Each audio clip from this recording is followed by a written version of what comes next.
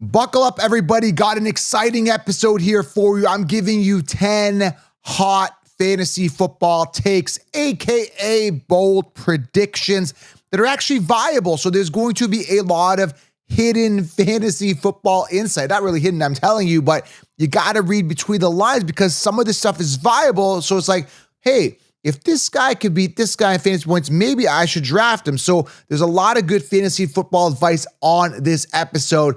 10 hot takes for fantasy football 2025. Excited to dive in. If you are new to the channel, guys, hit the subscribe button. Subscribe, and turn on the bell. Gonna start doing some lives in the evening in regards to having mock drafts with you guys so we can have some fun, go through some scenarios, see who's coming off where in drafts. That's starting soon, so turn on the bell, smash a thumbs up. Takes a fraction of a second, hit the thumbs up. And of course, grab the 16-round draft so should put you light years ahead of the sheet. Printable cheat sheet, guys. All the optimal players drafted around, everything on a silver platter. Light years ahead of the sheepsters, aka the sheep in your league. Everything on a silver platter. You'll have the optimal roster, omitting all the players to avoid, getting all the players to draft. Everything is there. Rankings are completely gone. It's not even a thing anymore. Rankings are the way of the dinosaurs, right? And if you don't believe me, everybody had Christian Kirk ahead of Brian Thomas Jr. last year. Everyone told you Deebo Samuel and Ayuk early round 3. Everyone told you CMC round 1, and on and on and on and on. Rankings don't work. Get 16 rounds. Okay, let's dive into the first hot take. I'm excited to dive in. Let's make this ultra interactive. Let me know if these are viable. If you guys agree with them, drop a hot take below. Let's make it fun. All right, so let's get to it. There's the bell. Let's go. The first one here is Ashton Jeanty finishes as the top fantasy running back. Now, this is exciting because I have a lot of Ashton Jeanty stock. I'm all in on him. And I'm excited about the Raiders offense. I never thought I'd say this. They were bad the past couple of years. I'm excited about the Raiders offense. They got a lot of exciting upside and prospects. I'm excited to see how this offense runs with a true workhorse running back who's explosive, who's got great vision, who's going to see a ton of volume. The only knock I'm getting right now to Jeanty is really that he's a little undersized. Like, no matter what, no matter how good you are, no matter how much praises you get, there's always a scout or a critic that's going to say you suck, including myself. I say a lot of players suck, but only when they actually do suck. Now, we have to see what Jeanty does. I'm excited about the offense, but there's no reason why he shouldn't finish as a top running back. Who would finish ahead of him? A declining Saquon Barkley, who was just recently on the Madden cover, who, again, he is fighting the odds. Is Saquon Barkley coming off a Super Bowl hangover? That's a whole other tangent. Madden cover. I mean, coming off a pinnacle year. Everything is working against him that indicates to me that a major regression is happening, a possible injury. We don't know. Hopefully not. But coming off a 2,000-yard rushing season, very unlikely he's going to repeat that. And if it's a decline, how much of a decline? So, and then there's Byjan, who I like. But, I mean, Jeanty, I don't see this not being viable. He's sitting as kind of like RB4, RB5 right now, coming off after, I got him at the 1.09 in the high stakes league. I don't think he's going to fall that far when you are looking at August drafts. So make sure if you are looking at Jeanty, you hopefully can get a top 5 pick to secure him. And I think that there's potential that he finishes as the top fantasy running back. Okay, next one here, number 2. And these takes are based on my theories, on things that I believe in, okay? Here we go, number 2. Trey Harris outscores Lad McConkey by over 50 fantasy points. I think it's going to be more than that. I believe that Trey Harris is the one. Reports already coming out that Harris has solidified the wide receiver 2 role. This is just OTA. Like, this is not even like main training camp. This is not even July. So this is just a feeler, right? They high draft capital drafted this guy in the 2nd round. They believe in him. They were looking to improve on the mistakes that they made with Quentin Johnson, Mr. Brick for hands. He's still there. I don't think he's going to be a factor. Mike Williams, obviously not a factor. Years to wow us. We're not wowed. He sucks. The opportunity there for Trey Harris to be the one is very easy. He's the ex-receiver. He's the top dog. He's got great hands. He's a clutch receiver. He could do a lot with the ball after the catch. Lad McConkey's a slot guy. And by default, Lad McConkey was the guy getting the volume because there was no one else there. So who else is he going to throw to? He's going to throw to the best possible receiver. Now, Ladd McConkey does not become the best possible receiver. Now, understand, we were getting Ladd McConkey last year in the 9th round. This year, I'm not paying a 2nd-round pick for McConkey. So if you are a donkey, if you do draft Ladd McConkey in the 2nd round, that's my new saying. Last year, you guys know my saying. If don't be a donkey, draft Ladd McConkey. Completely switch the narrative now. Trey Harris is the guy, and you can get that guy round 7 to 9. Amazing value getting the wide receiver 1 to Justin Herbert. Love, love, love the talent, okay? 3rd hot take. Let me know what you guys are thinking so far. How you feel? Are you feeling it here? Where's my bell here? Do we have a bell? Oh, yeah, we're in the ring here. Oh, these are some lion hot takes. I'm excited. All right, let's go. Let's keep it rolling here. Smash the thumbs up. Smash it. Let's go with the 3rd hot take. Caleb Johnson, top 10 fantasy running back by midseason in fantasy points. So when you look at who the top running backs are, Caleb Johnson easily, this is an easy hot take, easily in the top 10. Now, it sounds like a hot take now, but it's totally viable. And he's sitting as like RB 32 right now. So round 7 is his ADP. And for us to say that he's a top 10 running back seems a little bit out of that, out of that scope of reality. But really, like I've talked about him, he's one of my favorite rookie running backs in a situation. There's other guys that are great potentially this year that people are jumping on, like Travion Henderson, who I like Travion Henderson, but news came out yesterday that he's going to be a, quote, gadget player. As soon as I hear gadget, I get like really like uncomfortable with potentially drafting that player, gadget player. Okay, we're going to use him on special teams. We're going to use him on, passing plays, running plays. I just don't like that word gadget player. I want to hear 3-down workhorse. I want to hear true workhorse potential. I want to hear stuff that's going to make me feel this guy's going to run the ball 250 to 300 times. Now, I didn't necessarily hear that with Caleb Johnson, but what we are hearing, well, we didn't actually hear anything. We are hearing that he's doing really good in camp, but what we are seeing is the fact that there's a void of 263 attempts that were taken by a crappy running back who couldn't average more than 4 yards per carry, Najee Harris. He's gone. In comes Caleb Johnson, drafted in the 3rd round, high draft capital, top rookie running back prospect. Maybe even, it should be even hotter. He's a top 5 fantasy running back by midseason.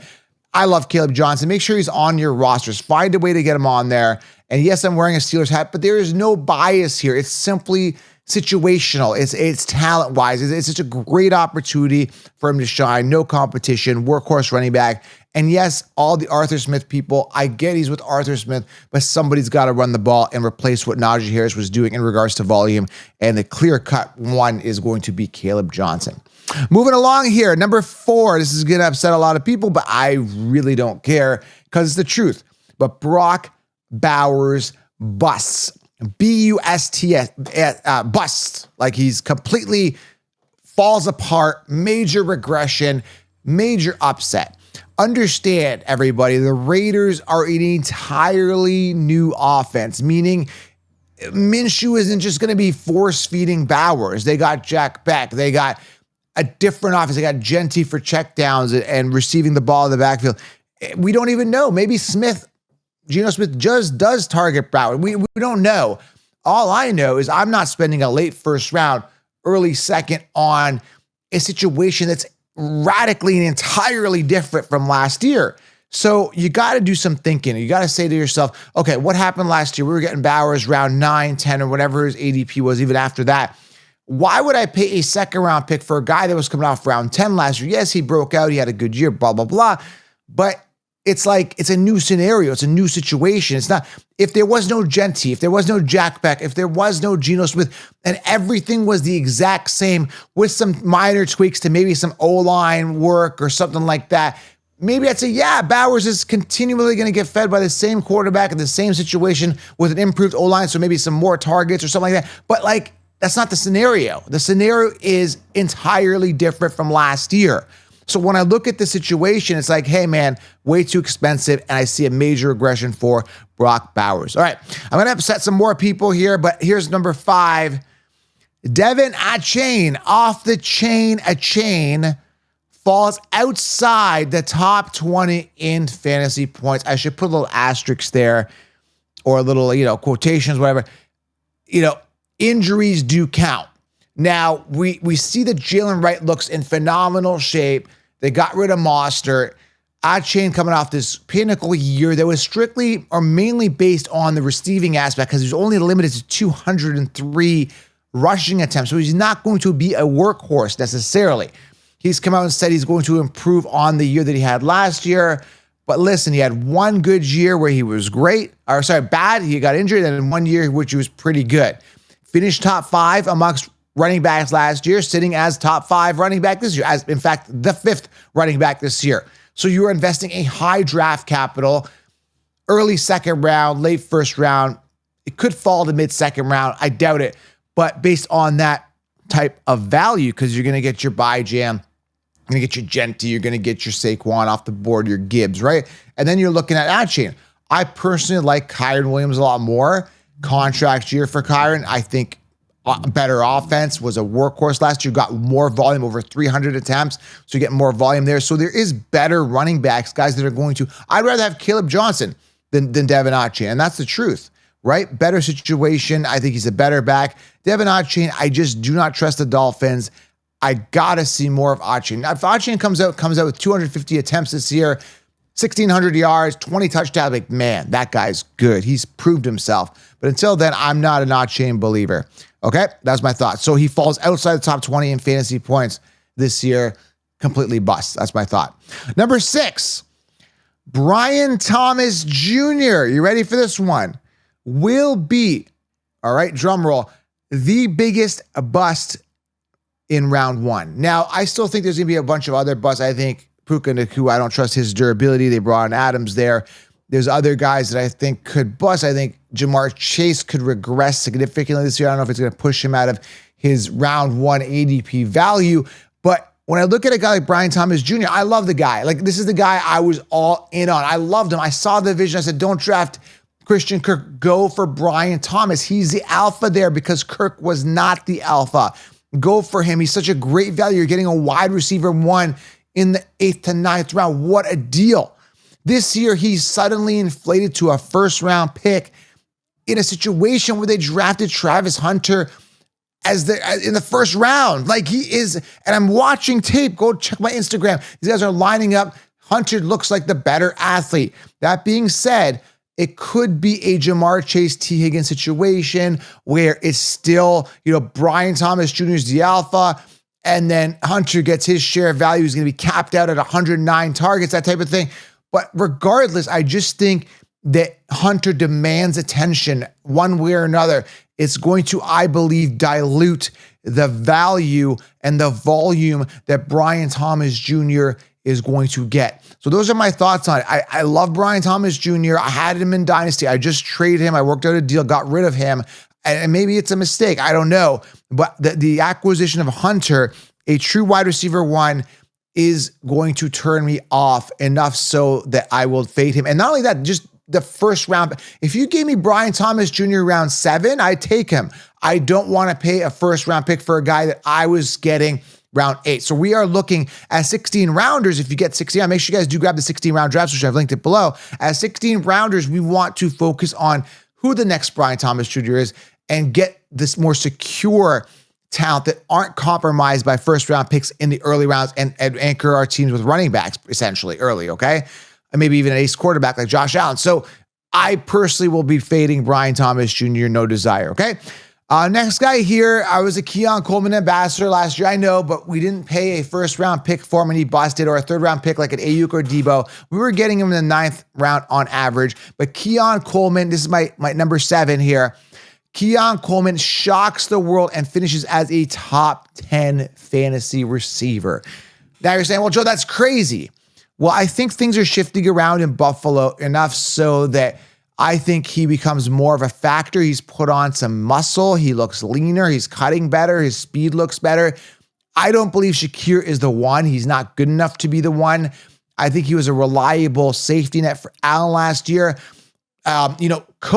James Cook, contract issues right now. And I don't think he's worth the money because if you look at Cook's stats, he had 2 years where he had 2 touchdowns rushing. And last year was somehow inflated to 16. It was crazy. There's no way Cook is going to put those inflated numbers up. And it seemed like Josh Allen was just trying to get comfortable with Keon, wasn't there, didn't feel that maybe he was polished as much as he thought he would be. So I just see more volume going to Keon Coleman. He's an absolute steal. You can get this guy still super late and potentially get the wide receiver one. I don't trust him. I don't feel as warm and fuzzy based on what I saw last year, but there is some upside there. If Josh Allen decides, hey, I need to gravitate and basically drive traffic to a true wide receiver one like he did with Diggs years ago, and they didn't draft anybody else, there would be competition. So something tells me they believe in him. Something tells me that signs are pointing to, as long as he stays healthy, a guy that's going to get a ton of volume and potentially steal that wide receiver one role. So this is really hot right now. Keon Coleman shocks the world and finishes as top 10 fantasy wide receiver. That's a bit of a reach, but very, very viable if Josh Allen decides to target him. All right, we got number 8 here. Another guy I love. I'm going to keep talking about him in videos, and if he busts, you guys can rip on me. That's fine. RJ Harvey will be a league winner, top 10 in fantasy points, period, amongst all players. And I'm talking all players, meaning like 300 plus attempts, 400 fantasy points, having a Saquon Barkley type season. Now, understand that the Broncos do like to run committees. I just don't think that they have somebody in that committee that's going to contend with an RJ Harvey.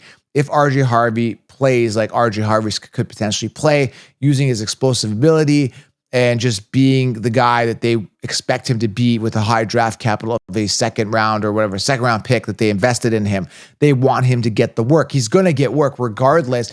It's up to him on how much he's going to perform and how well he's going to do. I love RJ Harvey. I think he's great. I think the upside is there. I estimate is not a threat to me. McLaughlin is not a threat to me. I think that he's going to eat this year and become a league winner. That's what I believe in. And if you want him, you absolutely have to secure him. At the time of this recording, you have to get him in round 4 based on how many people are in your league. In a 12-person league, I had to get him in round 4. He was not coming back. I had to wait 16 picks. 100% he wasn't coming back. I had to get him. That's where you got to spend. But you're getting an RB1 who's going to be a potential league winner. So that's why I love him, okay? We got number 9 here. We talked a little bit about this. Saquon Barkley. Here's a hot take for you. And he falls off the cliff, busts, and a possible injury. I just mentioned this. I don't want to spend too much time on it. We're talking pinnacle year. Running backs don't tend to do well 2 years in a row. Last time a fantasy running back finished 2 years on top in a row was Priest Holmes. We're talking 2002 and 2003 seasons, and it hasn't happened since. It just has not happened. You got the Super Bowl hangover. We know that that's real. We saw it with McCaffrey. We know that the Madden cover thing is real. We saw it with McCaffrey yet again. And it's funny because I saw a video of like, I didn't watch the whole thing. I don't want to watch McCaffrey videos, but he's like, oh, congratulations, Saquon, for McCaffrey, right? Saying this, I'm passing the torch for the Madden cover, whatever. Dude, you busted, and you're basically passing on bad vibes to Saquon here. I hope he has a good season. I think he is in a great situation yet again. The tush push obviously kind of neutralizes his upside on touchdowns because we're going to see more of Hurts near the goal line getting pushed in, so that's going to steal some volume away. It would have been more upside for him if the tush push was banned, but it's not. So I still think that there's a fall off. How much of a fall off, I'm not sure. Enough so that I would rather draft a guy who's trending upwards like a Genti or a Bijan. So that's how I feel on him, okay? Last one here. Again, make sure you guys do subscribe. Hit the thumbs up. Grab 16 rounds and never look back. The last hot take I've got here for you. Buckle up, guys. Well, that was loud. Sorry, guys. Sometimes my ringer goes loud, but that'll wake you up. Or actually, if you guys are getting close to your commuter, getting to work or whatever, that will actually get you woken up for your job, right? Get you guys in the state to do whatever you're doing. Or if you're if some people listen to me in construction, drop a comment. Let me know where you guys listen to me from. I'm curious to see where you guys are listening. Some people listen on the job. Some people listen on the toilet. Some people listen in the shower. I remember one time I said, where are you listening from? And some guys, I go, on the toilet. And one guy goes, yeah, I'm actually on the can listening to you. Great, thanks. I'm glad I'm listening material for your bathroom pleasures. Okay, anyways, that's too much. All right, so number 10, Cam Ward finishes with more fantasy points than Jaden Daniels. Now, one thing that I've been noticing, and I looked at scouting reports, is that Cam Ward is very accurate. And he's got some weapons, man. So I don't know. There's something about Cam Ward that's telling me, like, stash this guy as my backup quarterback. And definitely, if you're in a super flex league, make sure he's your quarterback 3, because I do see some upside. I mean, obviously, high draft capital. They invested him to be the starter. At the time of this recording, apparently he is now competing with Will Levis, which isn't much of a competition there. But yeah, I mean, Cam Ward is definitely going to get the start. I don't see any other way around it. And he's got some weapons. I think Calvin Ridley, who demands the ball, has been complaining he's not getting the ball enough. And then they've brought in some receivers that are rookie prospects that could be good. He's got Pollard for the backfield and Spears and catch the ball, get some extra yardage for him.